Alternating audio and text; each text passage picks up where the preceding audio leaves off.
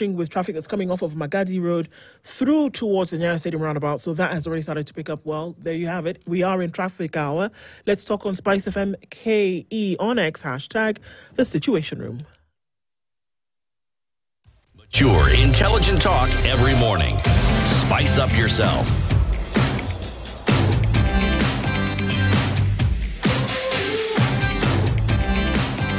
Mornings done right.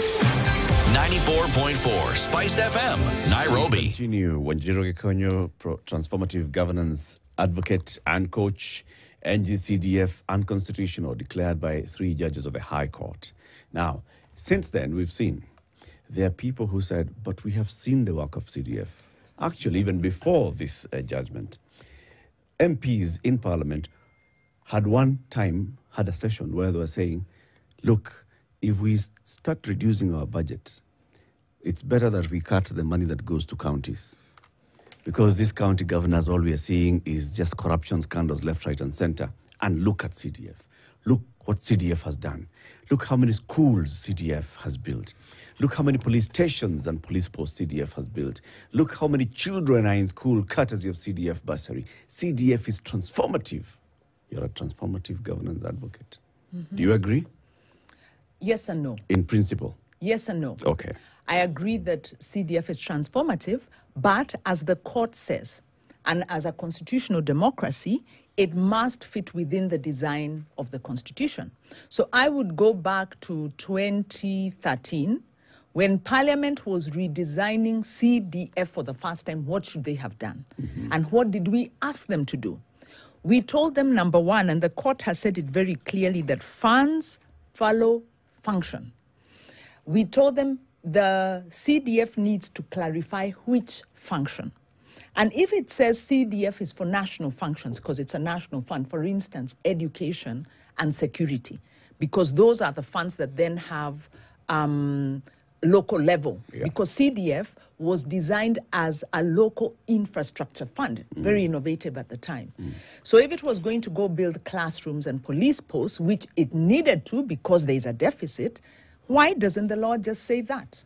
And then it would be channeled through the county policing authority, which is provided in the Police Act, but has never been operationalized because the Uhuru Ruto government and now the Kenya Kwisha government would not allow, we have to call it what it is. We have to call it what it is. What it is would never Kenya Kwanza. Allow. Well, that's what they call themselves, but what we that's see... That's what is registered. Okay? Well, you can also speak about... registered. This is outcome-based reporting. I'm talking about the outcomes and the impacts on the lives of Kenyans. Kwisha. So one key thing, when you see this brute police force, there was a report in 2016 by IPOA. There is a report from last year, the Maraga Task Force, asking, how do we reform our police because it's replete with corruption? Even they know.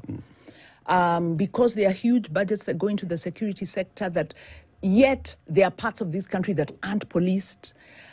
We've got command control. We've got a coercive colonial hangover of a police force. I mean, there are young people, young males, especially young urban, poor, low-income males, fear the police more than they fear thugs in town, because police shake down people on a good day, let alone the recent protests.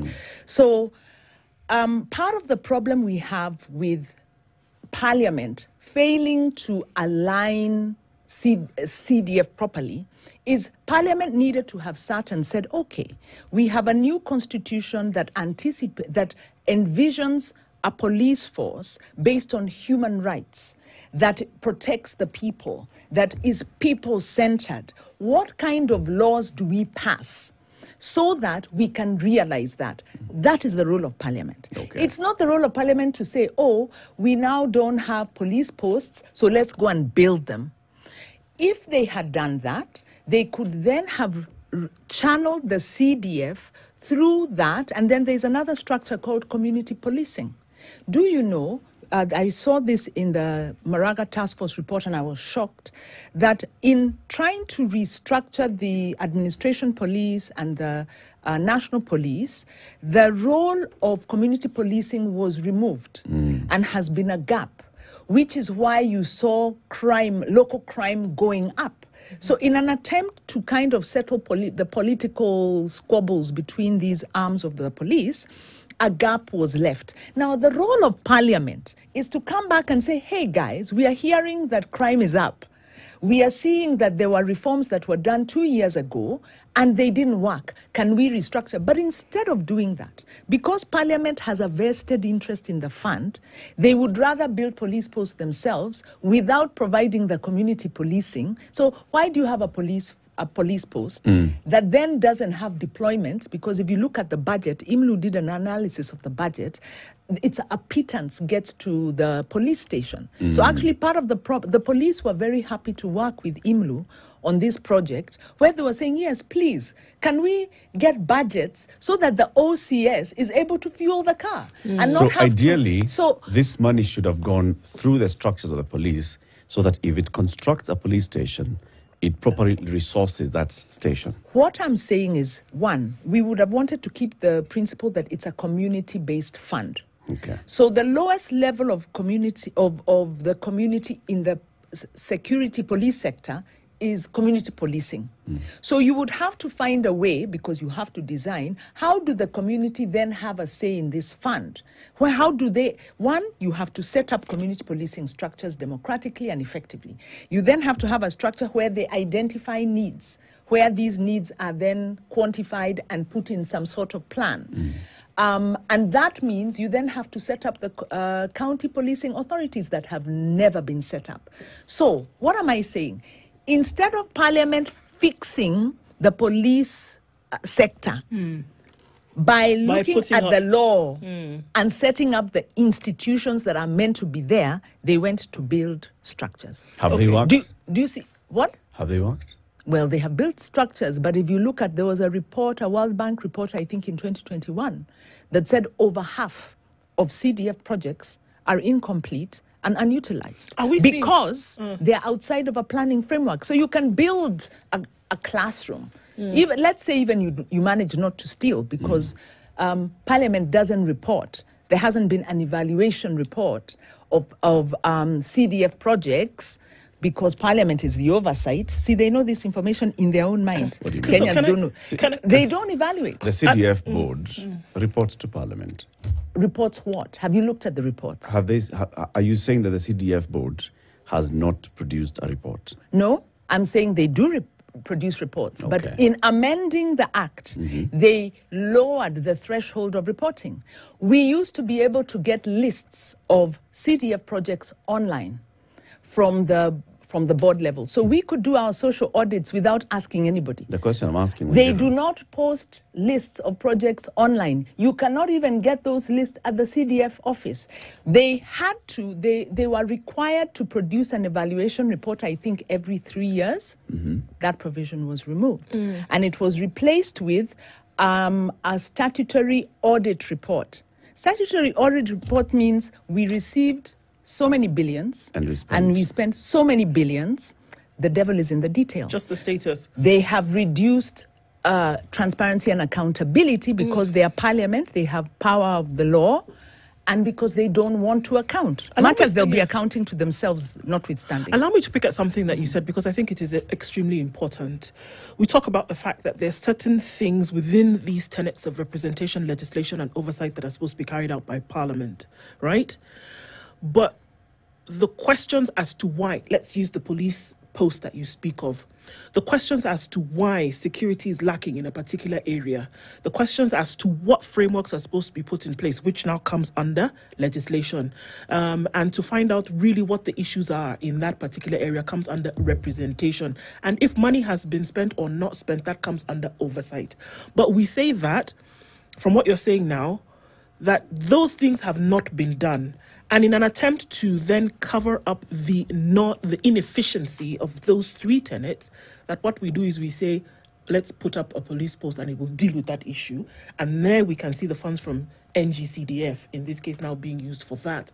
But it is not actually doing the work of these 3 levels that's supposed to be done. 2 levels. Bingo. That's what we are saying. So CDF has been used over time as a cover-up for the work that is not being done at the parliamentary level. So far? Bingo. Okay. Do you think that by the removal of this fund, that it will force, and I use force very, carefully here, members of parliament and parliament as a body to actually do this work that they're meant to? Because if we're saying that the fund is there and it helps people essentially not do their job, basically, will the removal of this fund then ensure that the things that you're actually supposed to be doing within the framework of these 3 levels, oversight, representation, legislation, is actually done? You and your difficult questions. Yes and no. In one way, Parliament will have to contend itself with how do we demonstrate to the public that we are working. Because right now, CDF is populist. In fact, CDF decampaigns them. Over 60% of MPs go home every election. On account of CDF? We believe it's on account of CDF. Because people look at development. Yeah. Okay. So that brings in the second part to this. The expectations of the public are also a challenge. And MPs have told us this. Look at, and in fact they say, all those legislators who work so hard at national level don't get voted back. Yeah. And it's true. Yeah. So the point we made to them is, you don't legislate an anomaly. That is what civic education is for. The problem is, we have a population that needs to see a project, and they don't understand the role of an MP. Yes. So educate them on the role of the MP so that they can understand who's supposed to develop the project. Who should do that, though? Sorry. The civic education. Okay, sorry. Under the law, Parliament is required to pass a national law, and counties are required to do civic education. It doesn't happen. In fact, it was killed when Anne Waigoro was in devolution minister and was very hostile towards devolution. It's amazing that she's now a governor and Chair.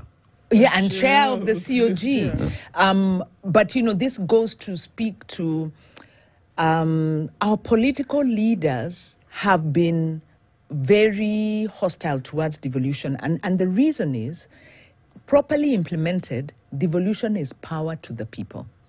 So when Parliament fights devolution, when Senate fights, what anybody who fights devolution is actually saying, we the politicians are the ones who know. They don't know how to deal with the citizenry that know. That is why government has been so hostile to Gen Z, because they are like, how dare you come and question, and not only question, evidence-based. We are telling you even what you didn't know.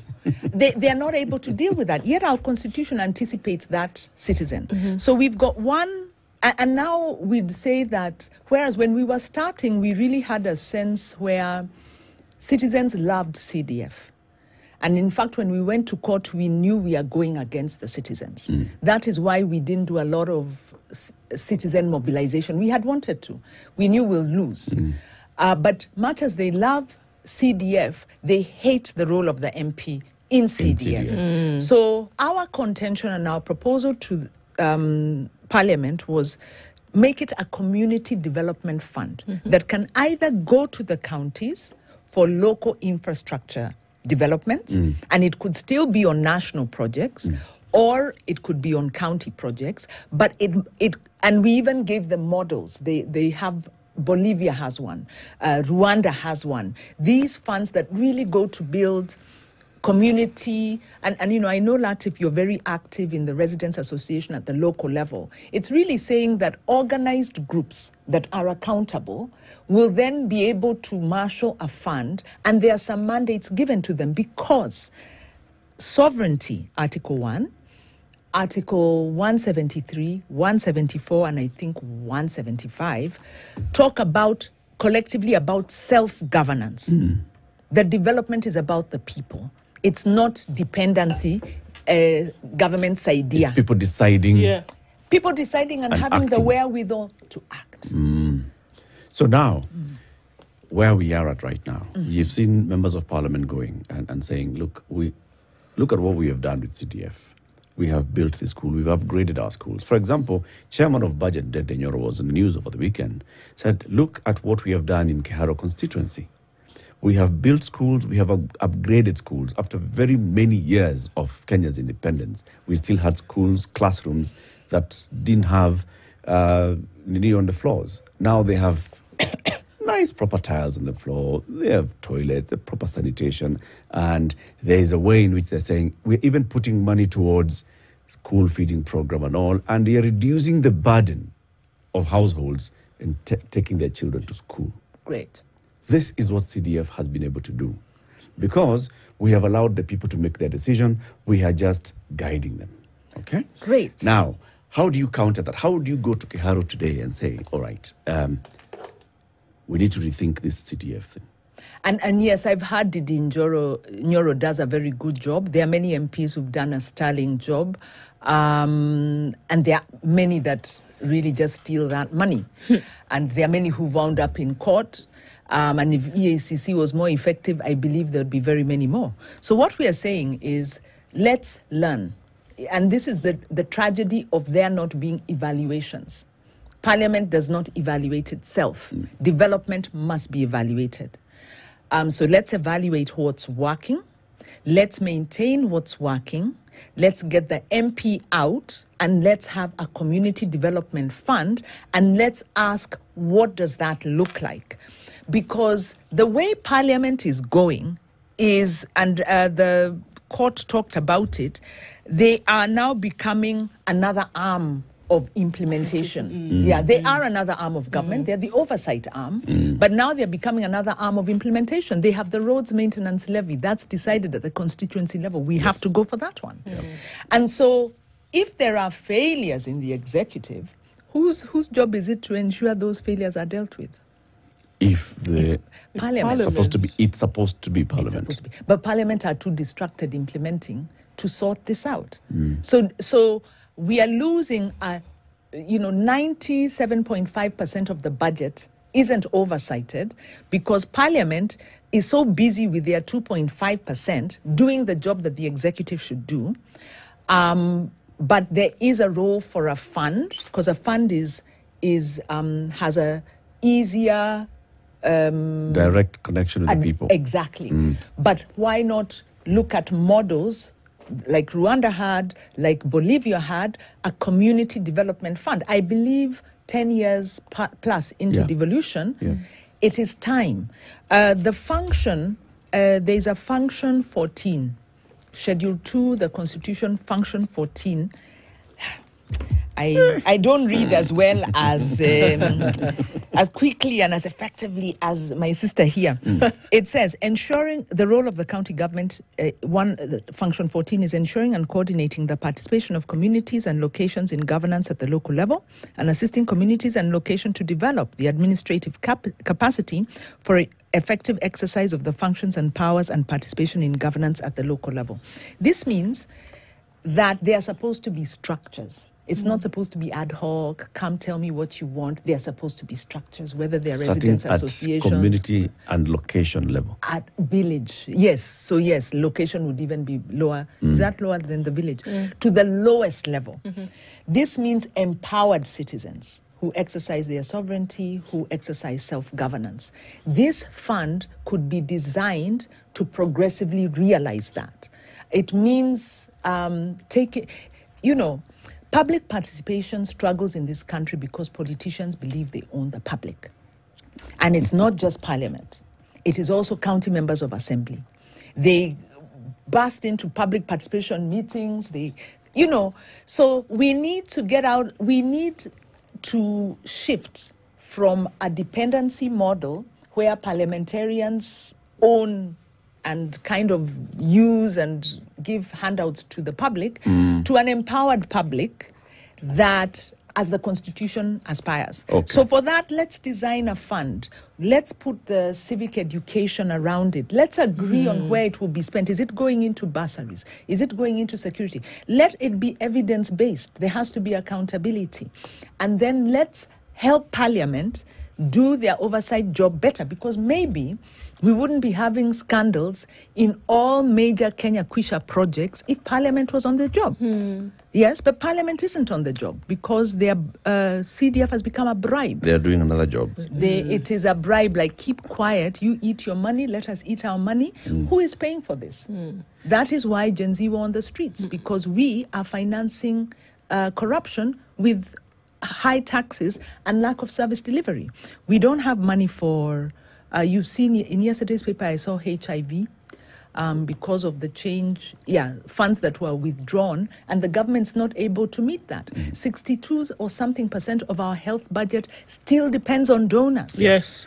We call ourselves sovereign, and then where we do have decent expenditure locally, the agriculture, we have Parliament passing this crop management bill to try and license farmers. So the sector that is working, that government is disinvesting, because actually I think the allocations to the agriculture sector is possibly tending towards 3%.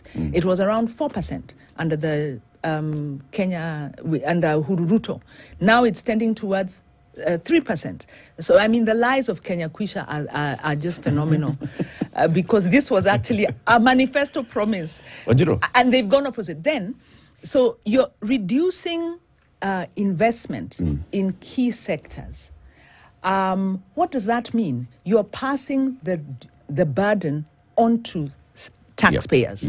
At the same time, you're bringing in expensive, corrupt, dodgy companies to manage these functions at an overpriced cost. This is SGR all over again. So we have there was a presidential advisor. In 30 seconds. Presidential advisor advising Uhuru Ruto in around 2013, 14, 15. I met him at a couple of events, and he said he's advised them to keep away from large infrastructure because it gobbles up all the money. It creates opportunities for corruption. And he was Japanese, and he said the way Japanese grew is because they invested in modular that uses local technology, that allows small level procurement at all levels. So things are going very wrong in this country. Let us now start fixing them one by one. And here we are starting to fix by putting Parliament back in their proper role oversight. What do we need to do? We need to maybe re-engage Parliament and see if we can speak some sense and tell them we are underdevolved. We can see you. Plus, first of all, there's a big job as well of engaging the citizens. Agreed. The civic education bit is a big one. Thank you, Wanjiru, for joining us today. Come again soon. And soon, this time is soon. It's actually soon. 8 a.m. news time. Good morning.